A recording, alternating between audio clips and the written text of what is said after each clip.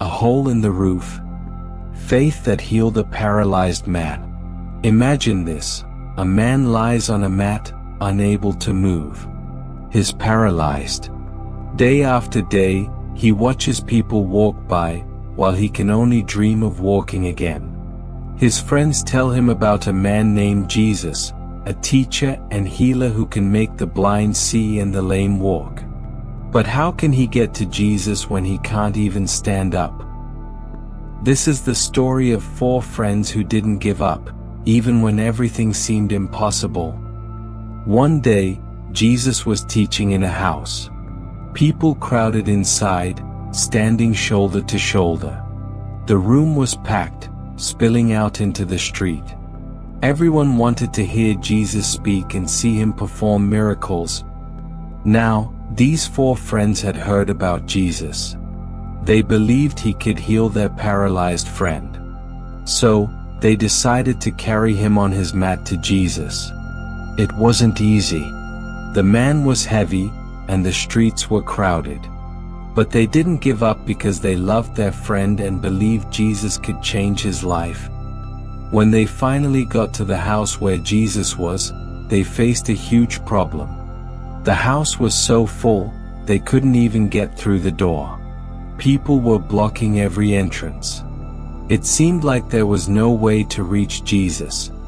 But these friends didn't let that stop them. They looked at each other and came up with a bold plan. "We'll go up to the roof," one of them said. "We'll make a hole in it and lower our friend down right in front of Jesus." Now, imagine the scene. The crowd inside is listening to Jesus, and suddenly, dirt and pieces of the roof start falling down. People look up, confused. Then, a hole appears, and they see 4 determined faces peering down. Slowly, the paralyzed man is lowered on his mat with ropes, right in front of Jesus. Everyone is shocked. What will Jesus do? Jesus looks at the man and then at his friends. He sees their faith. These 4 friends didn't let anything stop them from bringing their friend to Jesus. Then Jesus says something surprising.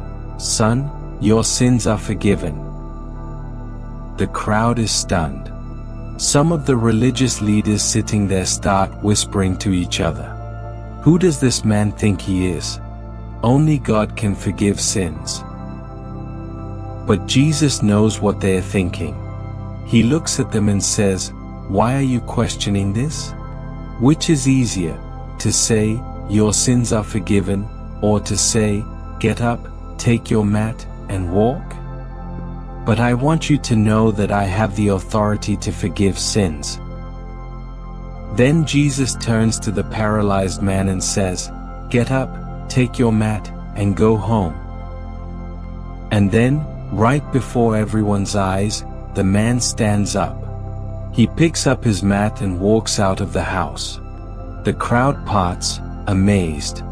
People are cheering and praising God. The man's friends hug each other, overjoyed. They had believed, and their faith had led to a miracle. So, what does this story teach us? First, it shows the power of faith.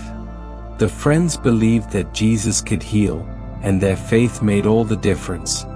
Second, it reminds us of the importance of community. This man couldn't have reached Jesus on his own. It was his friends who carried him, even when it was hard, even when it seemed impossible.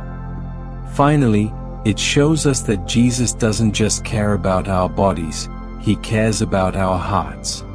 He forgave the man's sins before he healed his body. Maybe you know someone who needs help coming to Jesus. Maybe you feel like the paralyzed man, unable to move forward on your own.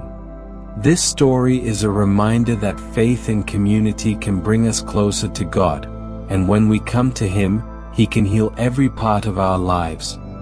So, don't give up. Be a friend who helps others find Jesus, and trust Him to do the rest.